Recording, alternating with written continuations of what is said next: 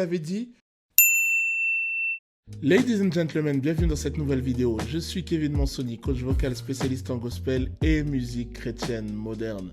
Aujourd'hui, on revient au format des analyses avec le titre « Je sais » de Deborah Loukalou, une super artiste. Ok, on va pas prendre trop de temps. Maintenant, on y va, on rentre dans le dur du sujet. Alors, pourquoi j'ai choisi cette version? Vous avez remarqué que j'ai pas choisi une version clippée ou une version de concert. C'est parce que c'est assez rare que les artistes laissent sur Internet des versions comme ça, assez brutes de leurs chansons. Et là, ça me permet d'être sûr, dans une version comme ça, que la voix n'a pas été un petit peu retouchée en studio. C'est-à-dire que voilà, c'est très courant qu'en studio, on met un petit peu des effets sur la voix, on égalise la voix, etc., etc. Donc là, ce que vous allez entendre là, c'est son talent pur. Ok, c'est une super artiste. Donc écoutez, let's go, on va pas perdre plus de temps. On y va pour l'analyse de Je sais.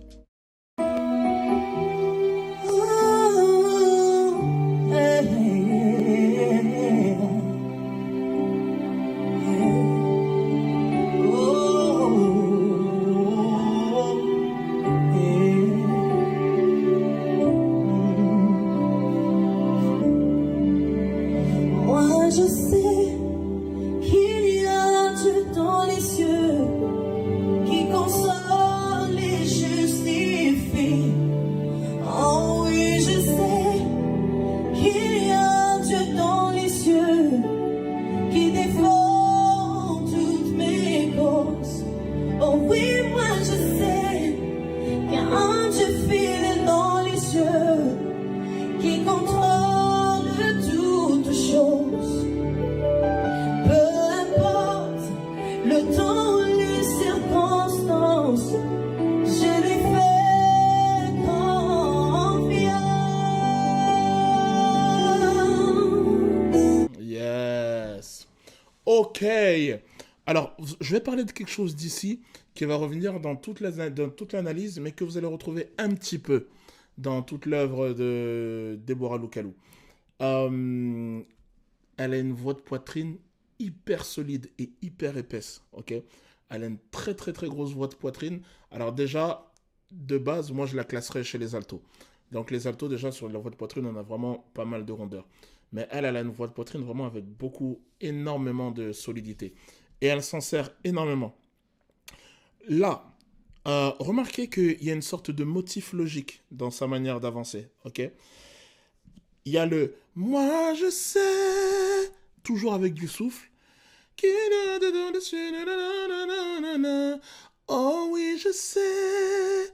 Ok, le je sais, elle le fait toujours avec du souffle. Et ensuite, elle va avec une voix un peu plus claire.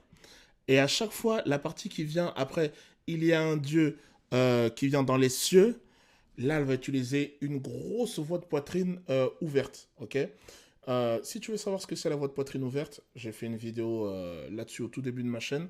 Ok, les voix de poitrine ouvertes, ce sont vraiment des voix où on va chercher le maximum d'épaisseur et de poids dans la voix. Ok, alors ça va être un petit peu haut pour moi, mais genre elle fait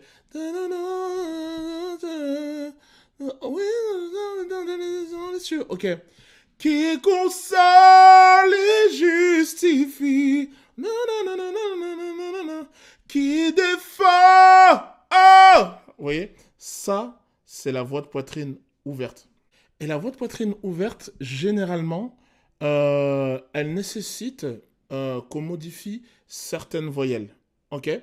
À la fin, au lieu de dire je te fais confiance. Ok. Confiance, comme quand on le parlerait, confiance. Elle va modifier la voyelle. Elle va faire je lui fais confiance. Pourquoi? Parce que la voix de poitrine ouverte, pour qu'elle résonne, il faut un certain type de voyelle spécifique. Je remarque que toutes ces voyelles ouvertes qu'elle fait ici, c'est sur le sol de la 4e octave, ok? Parce que cette version, je ne l'ai pas dit, mais on est un demi-ton en dessous de la version originale enregistrée en studio. Et ça, c'est vraiment des notes clés.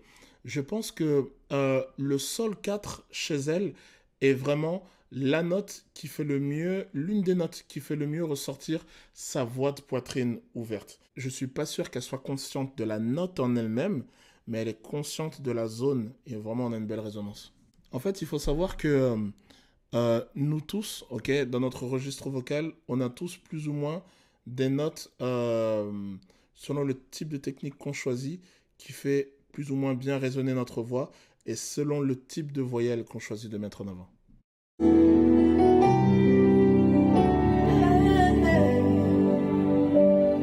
Je sais ce que les gens disent de moi, mais je sais aussi qu'il y a un Dieu qui connaît mon cœur. Je sais ce que le monde dit de ma situation, mais je sais aussi qu'il y a un pire, qu'il y a la solution. Je sais que le monde m'appelle stérile, mais ta parole m'appelle féconde. Jésus, tu ne mens jamais. Yes. Déjà, le fait qu'elle ne soit pas dans la même gamme que la version originale, donc le fait qu'ici elle soit un demi-ton en dessous, va changer un petit peu ses prises de décision en termes de notes qu'elle va choisir de mettre en avant. Mais remarquez bien, ces fins de phrases, c'est qu'il y a un Dieu, sont un peu moins claires que dans la version originale. Je sais aussi qu'il y a un père. C'est comme si elle relâche légèrement le larynx et le son devient plus assombri en fin de phrase à chaque fois. Ce qui n'est pas le cas quand vous comparez avec la version originale où là, elle va un petit peu moins jouer avec les couleurs, ok? Parce que c'est une version studio, hein. Généralement, les versions studio, c'est la version qui va s'étendre le plus. Donc, généralement, les versions studio, on essaye d'être le plus carré possible, ok? Mais ce type de version-là, on se fait un petit peu plus plaisir. On va un petit peu plus chercher des couleurs. Et là, je vois que dans ces fins de phrase, elle choisit d'être un peu plus sombre dans sa voix. Donc le larynx descend un petit peu. La deuxième chose que je vais remarquer, je l'avais déjà remarqué pour You Say de Lauren Daigle. Je vous mets l'analyse ici si ça vous intéresse. Elle va respirer de manière différente de sa version live. Alors là, on rentre dans des détails, ok? Mais c'est super important parce que pour moi, ça me parle, ok? Vous allez dire, ouais, c'est bon, tout le monde n'est pas habitué à être coach vocal, etc., etc. Mais pour moi, ça me parle. Dans sa version studio, la respiration est un peu mieux calibrée et ce qui fait que le phrasé est plus fluide sur cette partie. Par exemple, ici, elle va faire je sais ce que le monde dit de ma situation. Alors que dans sa version studio, elle va faire je sais ce que le monde dit de ma situation. Ok? On n'a pas cette petite coupure qui vient couper la phrase au milieu. Ou bien ici, autre exemple, elle va faire mais je sais aussi qu'il y a un père. Alors que dans la version studio, elle va faire mais je sais aussi qu'il y a un père. Ça change pour moi. En tout cas, moi, je l'entends vraiment fort dans mes oreilles. Ici, elle va faire je sais que le monde m'appelle stérile. Alors que dans la version live, elle va faire je sais que le monde m'appelle stérile. Ok? Donc, ça change vraiment la fluidité du phrasé. Et en fait, ça, c'est pour vous montrer que en fait, on n'a pas besoin non plus d'être parfait techniquement pour être un bon chanteur et pour donner une super interprétation, ok? Les petites erreurs comme ça arrive. Et je sais pas si c'est la position qu'elle a prise qui fait qu'elle n'est pas vraiment à l'aise, mais on voit les mini-respirations comme ça, ok? Il y a des moments où on dirait qu'elle est presque en apnée sur ce genre de phrasé. Donc c'est pour ça la respiration, c'est quelque chose que je travaille énormément. Par exemple, depuis cet été, je coach Iriel Bolika et c'est ce genre de choses qu'on reprend pour travailler la fluidité des phrasés, pour travailler la fluidité de l'interprétation vocale, pour travailler aussi la santé vocale, ok?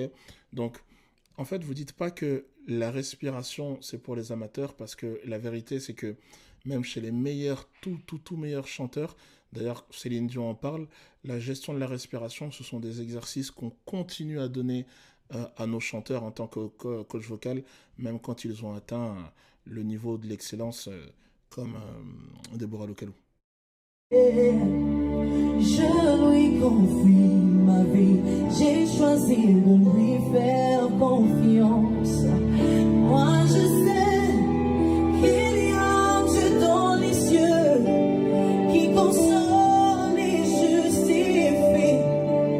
Oh oui, je sais qu'il y a un Dieu dans les cieux qui défend toutes mes causes. Oh oui,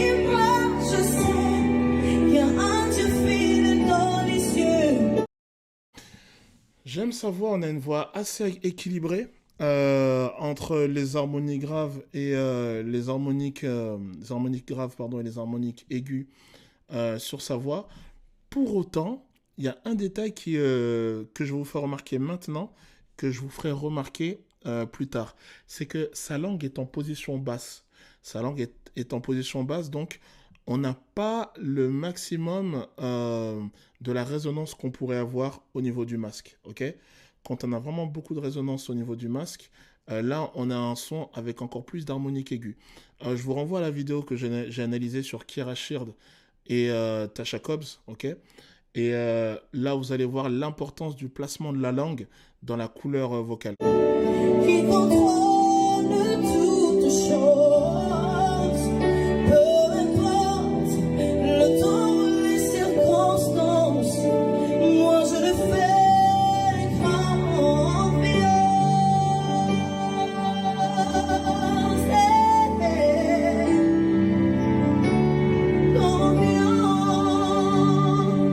Là, vous avez vu, confiance, elle a chanté normalement.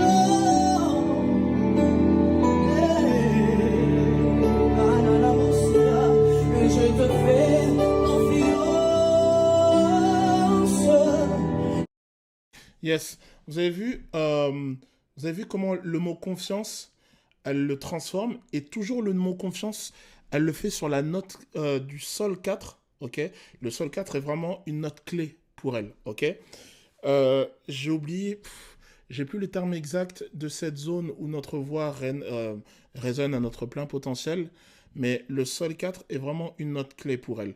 Vous avez vu, la première fois, elle fait je te fais confiance. Ensuite, elle fait je te fais confiance. Elle fait vraiment confiance. Et quand elle le fait vraiment confiance, vous allez regarder, la voix s'affine un peu et on a plus de fréquences aiguës. Et ensuite, la dernière fois, elle exagère encore plus. Elle fait je te fais confiance. Ok? Alors, c'est un petit peu haut pour moi. En plus, comme je suis un baryton, ça sonne vraiment différent. Mais dans l'esprit, on a vraiment ça. En termes de couleur, là, elle joue vraiment clairement sur la couleur des voyelles en changeant la manière dont elle les dit. Okay, la manière dont vous allez choisir de dire une voyelle va influencer et votre placement vocal et la couleur de celle-ci. Tu ne m'abandonneras pas.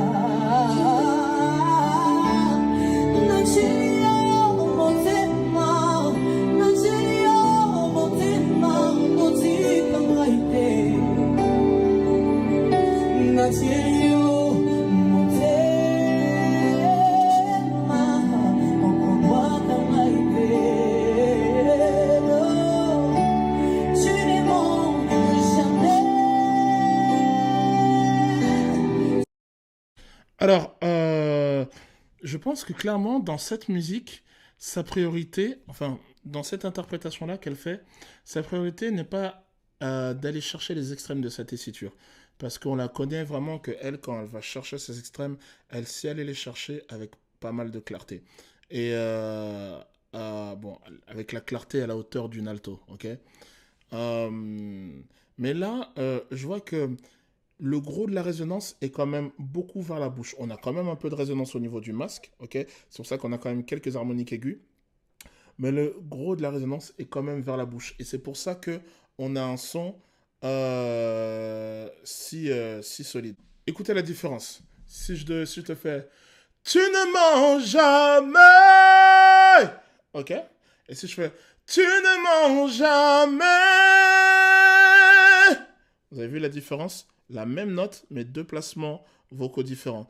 Et elle, pourtant, elle va chercher un peu plus le premier placement vocal, c'est-à-dire avec une résonance un peu plus basse. Et en fait, ce qui me fait dire que dans cette musique-là, dans cette interprétation-là, elle n'a pas forcément envie d'aller chercher les extrêmes aigus.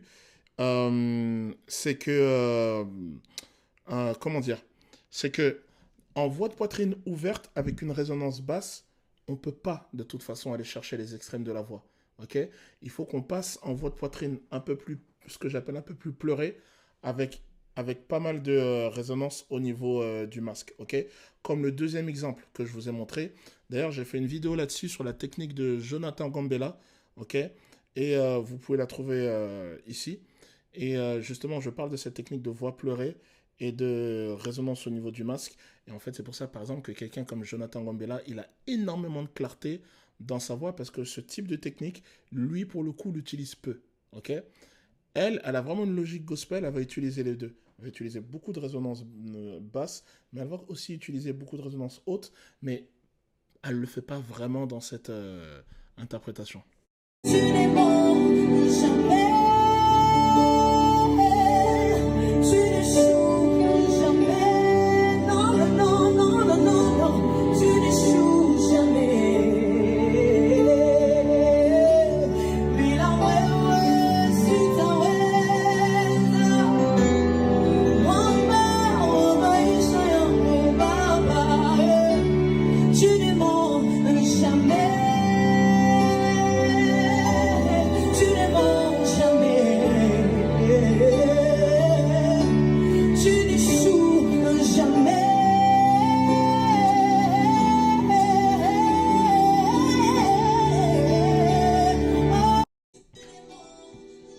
Qu'est-ce que je vous avais dit sur la langue?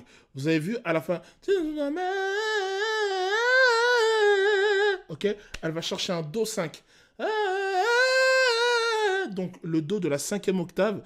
Là, d'un coup, vous entendez, on a beaucoup plus de clarté dans la voix à ce moment-là. Et là, on a la position de la langue haute. Regardez sa langue ici. Sa langue est beaucoup plus haute que depuis le début de la chanson. Okay? Donc il y a vraiment une corrélation entre la position de la langue et les harmoniques aiguës et le placement vocal.